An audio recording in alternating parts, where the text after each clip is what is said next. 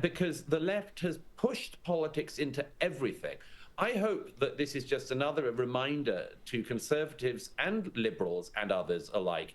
We need spaces that are not politicized, where you're not going to get a sermon literally in the church and non-literally anywhere else, where we can just focus on other things as well.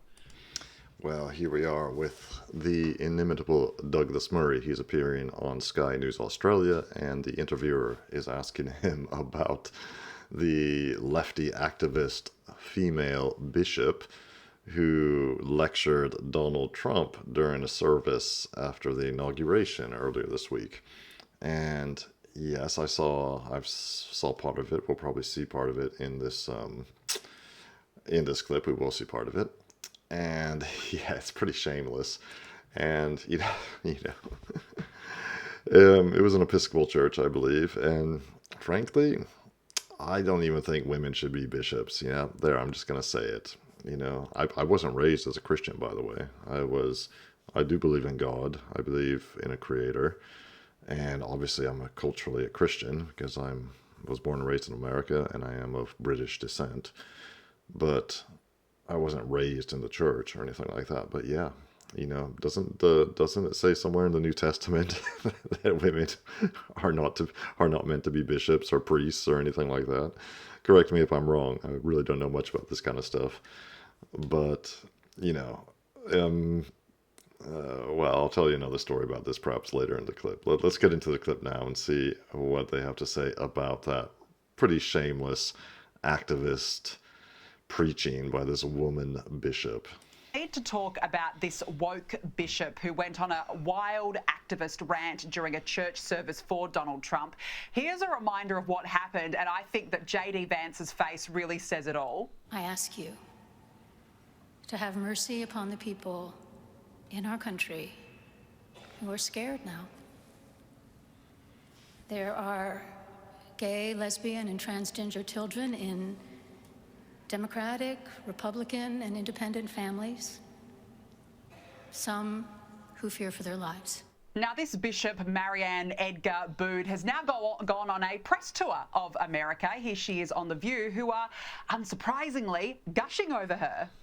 You seem to have more fearlessness than anyone in Congress right now, ma'am. You were so gentle, you were so respectful, you were very demure and very mindful. A lot of people, as I said, in our country right now are really scared. I wanted to take the opportunity in the context of that service for unity to say we need to treat everyone with dignity, and we need to be merciful. I was trying to counter the narrative that is so divisive and polarizing. Douglas, she's out there now talking about mercy and understanding, yet couldn't wait to do all these press interviews. What do you make of what she did at that service and how she's gone about it since?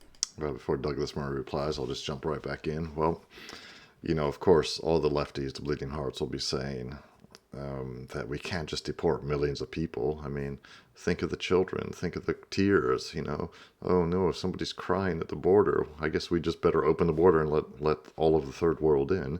No, that's not the way it works. We will be merciful. The deportations will be merciful. Nobody's saying they have to be violent unless they're made violent by those being deported. But, they just never should have been let in the first place. So yeah, they gotta go.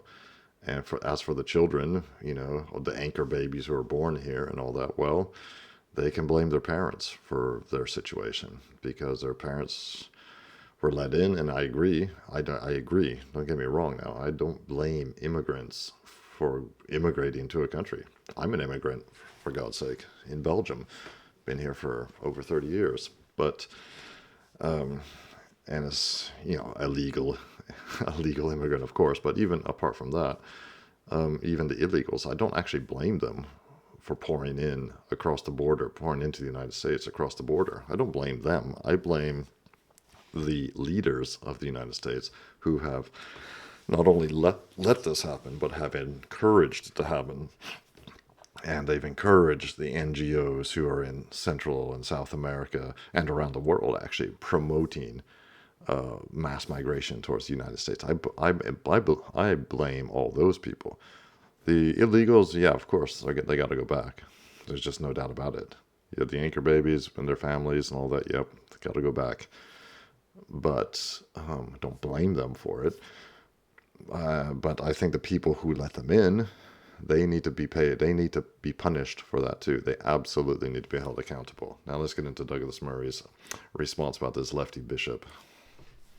Well, I thought it was completely disgraceful and a great example of where the Episcopalian Church has gone in recent years. There was nothing really about God in this. I mean, you would have thought that she'd have taken the opportunity to talk about God in some way. She didn't. She just had a set of boring Democrat left-wing talking points. First of all, by the way, I mean, the obscenity of talking about trans children. There's no such thing as a trans child. No child is just born in the wrong body. And if people are fearful... Absolutely agreed. Totally agree with Douglas Murray on that. As she said, which I'm really not sure they are. But if they were fearful, then it's because of people like this balmy bishop who go around claiming that Donald Trump is going to come and kill their trans children or whatever. I mean, you know, people have to be indoctrinated into that kind of fear. And people like her have perhaps managed to do that to some of their would-be flock. It's just one of those occasions, though, when, you know, you remember what has gone wrong with a large segment of the church. It's not just the Episcopalian Church. But, you know, this is a moment, and it doesn't happen that often in America any more than Australia or Britain. This is a moment for the church to shine, you know, and actually to talk about God, to talk about Jesus, to talk about the Christian faith, for instance. This would seem like prime time to do that. But only a banal bishop like this thinks that instead of talking about God, they should do their boring talking points, which if anyone wants to see, they can get on The View any day. It's just a real disgrace that somebody like her is in that position. And as I say, a demonstration of the church's failing, that they would have just this third-rate political hack when they could have had somebody who was talking about God and representing God on earth. And I can think of no one further away from that position than her. I'm sure she'll enjoy her 2 or 3 days of being lauded for her incredible bravery. And after that, I hope she disappears into the oblivion from which she came. Oh, look, don't we all? That would be great. And I have seen online. Let me know what you think about this.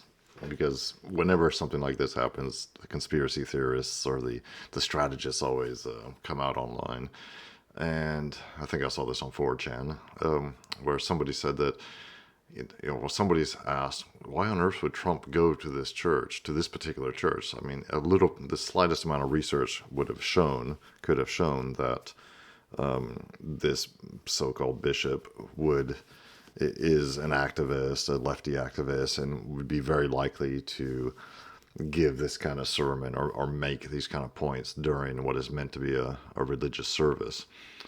And somebody, you know, and I was kind of thinking, yeah, that's a good point. Why didn't they do a bit of research? But somebody, I thought astutely, replied that no, Trump and his team could very well have done it on purpose, because they knew there was a very good chance of it happening.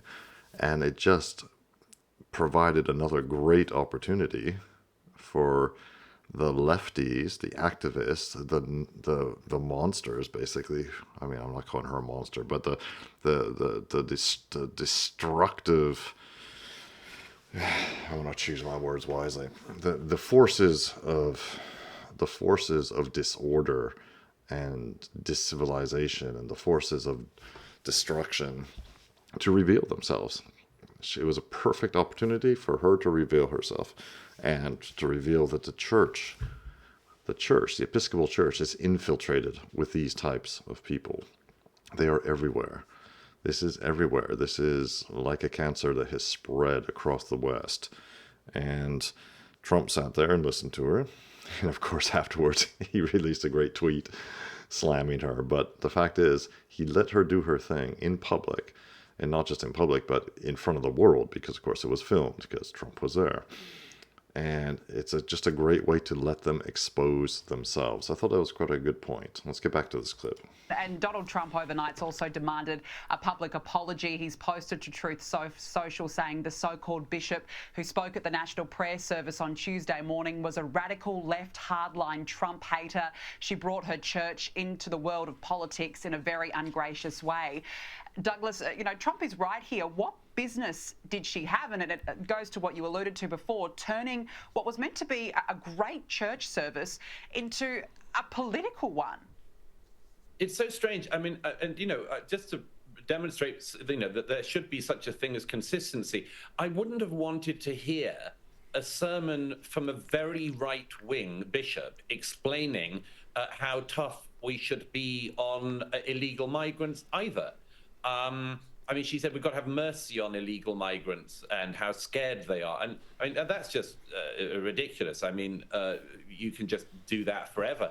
But the counterpart is you could just talk about all the crimes that some illegal migrants have committed. Oh man, now that would be based. That would be absolutely based if you went just like you found some other church that was just a total opposite of this one we just saw, and they did what Douglas Murray just said and just railed against illegals or whatever the issue of the day was, talked about all the crimes illegal migrants were committing. That would be pretty funny.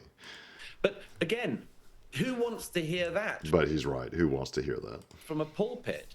You can hear that in some of the news if you want. You can hear it on X. You can see it on X. You can see it on YouTube. You can see it on in the newspapers. You can read the New York Post and you can read the crimes that have been committed by illegal migrants. But once you step into church, you would hope that you would get something other than the day's news and something about the eternal and the divine and the sublime. And so just the heart sinks. One of the things I've said for years is that the response to the mad left-wing infiltration of almost every institution in our societies should not be countered, actually, by the right-wing infiltration of the churches or music or anything else. It should be the depoliticization of the non-political world. There have been in recent years ever fewer spaces, to use one of the left's favorite phrases, ever fewer spaces in which you can actually escape from politics. Because the left has pushed politics into everything. I hope that this is just another reminder to conservatives and liberals and others alike. We need spaces that are not politicized, where you're not going to get a sermon literally in the church and non-literally anywhere else, where we can just focus on other things as well. And as I say, I mean, that should really be the conservative response, to say, strip the politics out. Absolutely, and this is exactly why Donald Trump's been elected, because people are sick of this absolute nonsense. Now, you mentioned illegal migrants there, and it started already. More than 300 illegal migrants have been arrested by ICE during raids in and around sanctuary cities across the US. This includes sex offenders and other violent criminals. Douglas, this is just the beginning of what clearly is a massive task ahead for ICE and Border Czar Tom Homan. But how good is it to see law and order slowly and finally being restored? Well, as I've said for many years, if you don't have a border, you don't really have a country, or at least you won't have a country very soon. The way in which illegal migration has been encouraged in recent years, not just in America, but of course in Britain, Europe and elsewhere, has been really shocking. It has undermined the fabric of these societies, and it rewards the illegality at the first point. Many people, like that Barmy Bishop, will be thinking about these people saying they're not all these illegal migrants are criminals. That's true with the fact that obviously not all of them have raped and murdered people since entering the US illegally. But all of them have broken the law by entering the US illegally. And meantime, by the way, this is another of those great things that undermines one of the central fabrics of a society is, legal migration is hard. Getting asylum, actually, for legitimate reasons is hard. And the fact that at the same time as that reality exists, you just have this other world where anyone who just breaks the law is allowed to do so is just something that has massively undermined the United States of America as. Yeah, absolutely true. Douglas Murray puts it very well. I, of course, if you've been watching my channel, you know by now that, yeah, I'm very much against illegal migration. It should just be stopped immediately. But I'm also against, I think all migration, all immigration to the West should just be should be stopped immediately. There should be a moratorium, certainly to the United States, because the system is so utterly broken that it needs to be stopped. Several steps need to be taken, starting with the expulsion of all illegals, the expulsion of all criminals, etc. And then, yeah, this is what none of the conservatives, none of the Republicans, none of the even the traditionalists will say. But I think for the United States specifically, and also, well, for all Western countries, immigration should basically be restricted to immigrants from other European countries. I mean, European countries need to remain European, and the Anglosphere countries are European countries. They were founded, created, developed, made prosperous by Europeans, and therefore should remain overwhelmingly European. Yes, call me racist, call me whatever you want, but this is a thing that so far nobody really wants to say, nobody in the mainstream. But it's absolutely true. American immigration policy was changed dramatically in 1965, and it has led directly to what we have now. Before 1965, all immigration to the United States, virtually all of it, was from Europe, with a couple exceptions, which you can look up. But it was controlled. It was also very rational. Yeah, it was turned off and on when needed and when wanted. There was no namby-pamby, and there was none of this constant stream of fake asylum seekers and fake refugees. So, and Europe too, we got the same problem. So, anyway, that's enough of that clip. I think Douglas Murray is right. Again, Donald Trump's second term is off to a huge start. It's going to be a banger. Strap in, because these next 4 years are going to be quite a ride, and so they should be, because there is a lot of work to do. Let me know what you think in the comments as usual, and of course, do like and subscribe. It really helps me grow the channel and continue making content for you.